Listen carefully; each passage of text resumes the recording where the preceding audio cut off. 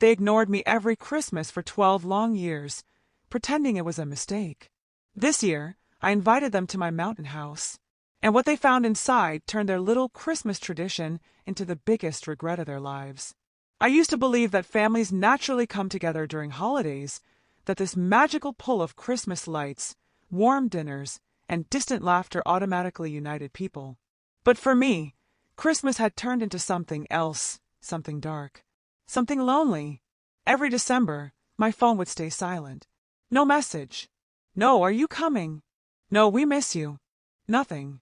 The first time it happened, I convinced myself it was simply bad communication. Maybe the family group chat changed. Maybe they thought I was busy with work.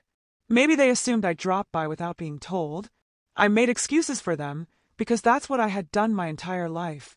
My older brother, Daniel, was always the golden child. Mom adored him. Dad admired him.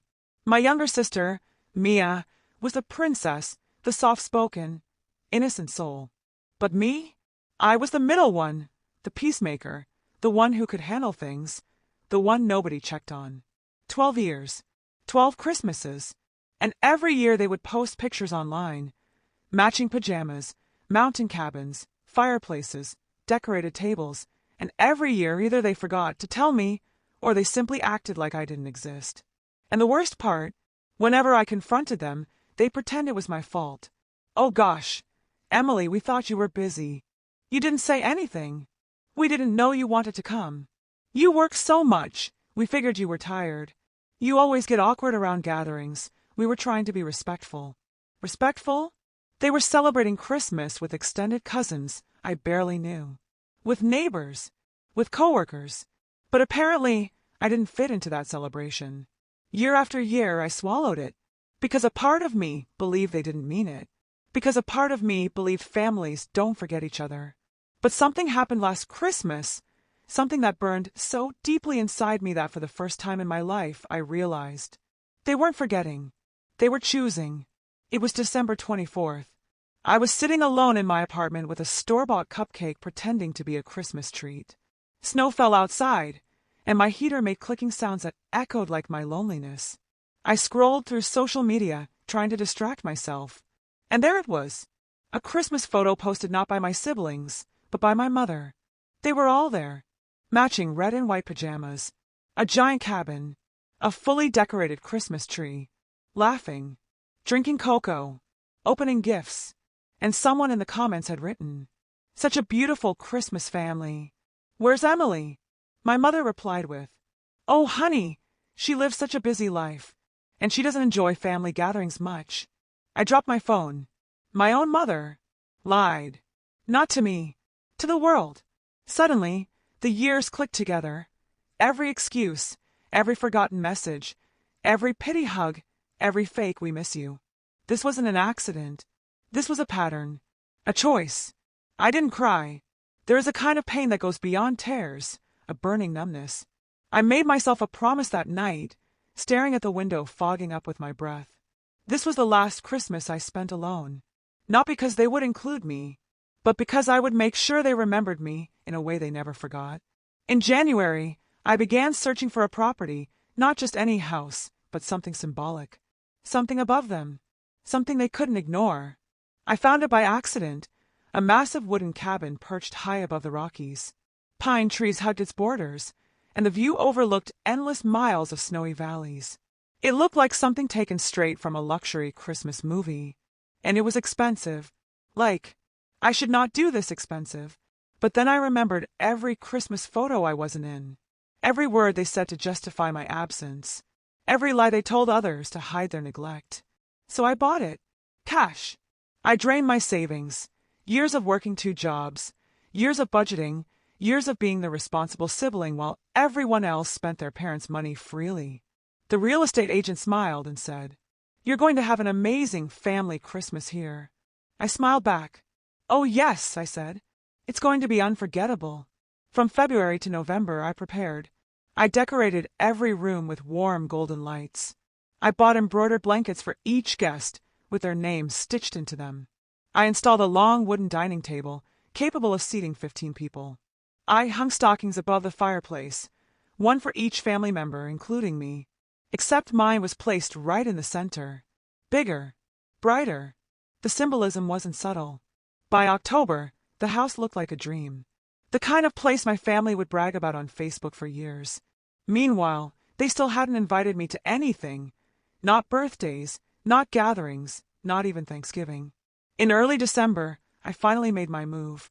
I sent a beautifully designed digital invitation to the family group chat, the chat they forgot to add me to for years. Yet somehow I was magically included again this year. Probably because Daniel needed to borrow money 2 months earlier. The invitation read, Christmas at my new mountain house. Full dinner, snow activities, gifts, hot cocoa, family photos, everything you love. I would be honored if you all came. Within 10 seconds, Mia replied, OMG, Em. You bought a mountain house. Mom replied next. We would love to come, sweetheart. Sweetheart. Now I was sweetheart again. Dad followed. It'll be great to finally spend Christmas together. Finally. 12 years later, finally. Daniel, always the last one. Sure. Sounds good. Sure.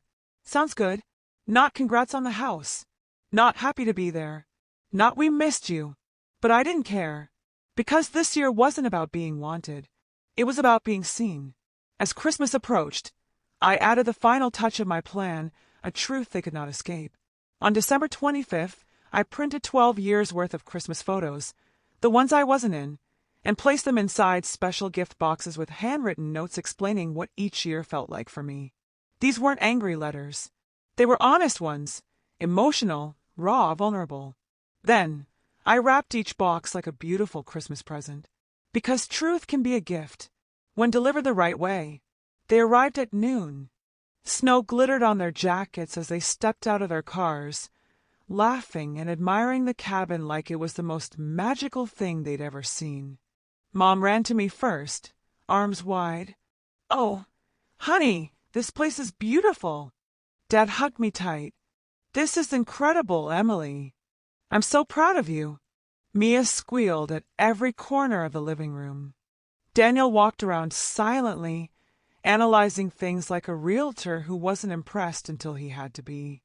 Inside, the fireplace crackled warmly. I had prepared a stunning spread: roasted turkey, mashed potatoes, glazed ham, cranberry sauce, pumpkin pie, everything they loved. Mom gasped. This looks perfect. I smiled.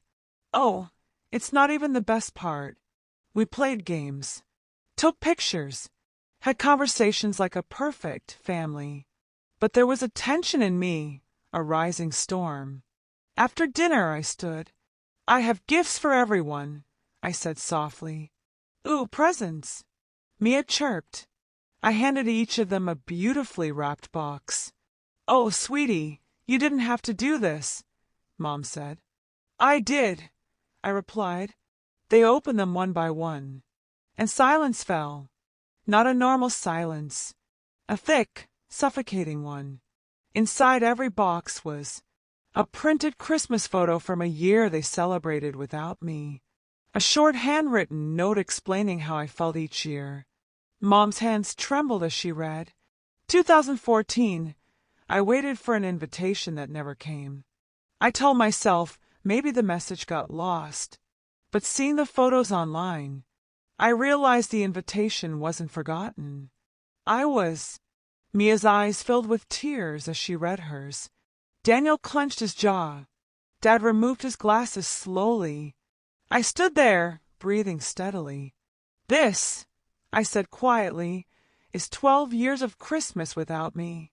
Mom covered her mouth. Oh my God, Emily, we didn't know. Yes, I said firmly.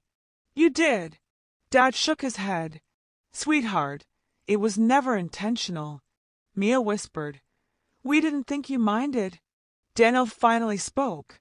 You should have said something. I laughed, loud, painful, broken. Daniel, every time I tried, you said I was being dramatic. Mom said I was too sensitive. Dad said I worked too much. Mia said I should be more positive. I did say something. You didn't want to hear it. No one argued. Because they couldn't. Their silence was the confession. I continued, I bought this house not because I wanted to impress you, but because I needed you to see what you ignored. I needed you to feel the weight of these empty years. Mom started crying. We're so sorry, baby. This isn't about apologies, I said. This is about accountability. Daniel looked angry, not at me, but at the situation. So what now? He muttered. I looked around the room, at the tree, the lights, the warm glow of the fire. Now, I said softly, you understand me. For the first time, after the truth settled like a heavy snowstorm, something unexpected happened. They stayed, not out of guilt, but out of realization. Mom hugged me tighter than she had in years. Dad sat beside me, quietly holding my hand. Mia apologized over and over, crying into my shoulder. Daniel, stiff, stubborn Daniel, finally whispered, I'm sorry, Em. I messed up. It wasn't perfect. It wasn't magical. It wasn't a fairy tale reconciliation, but it was real. We spent the night talking, not about holidays, not about the past, but about the things we had never said to each other. The fears, the misunderstandings, the selfishness, the neglect. And for the first time in 12 years, I didn't feel invisible. The next morning, I woke up early and stepped outside. The mountains were quiet, glowing under soft sunlight. I breathed in the cold air and felt something new. Peace, real honest peace. When I returned inside, my family was making breakfast in my kitchen, in my home. And for the first time, they said, Come join us, Em. We waited for you. I froze. Waited for me? Mom approached, smiling softly. This is your house. Your Christmas. We want to do things your way. Tears filled my eyes, not from pain this time, but from healing. We sat together, laughing, cooking, eating, and when we took a group photo, Daniel handed me the camera. You sit in the middle, he said. It's your Christmas. And as they huddled around me, warm and close, I finally understood something. Sometimes people don't change until you show them what they've broken. Sometimes you need to hold up a mirror for them to see the cracks. And sometimes the revenge they deserve isn't cruelty. It's true, not the kind that hurts to punish, but the kind that hurts to heal. That Christmas didn't fix everything, but it started something new, a version of my family where I wasn't invisible, a version where I mattered, a version where Christmas finally included me.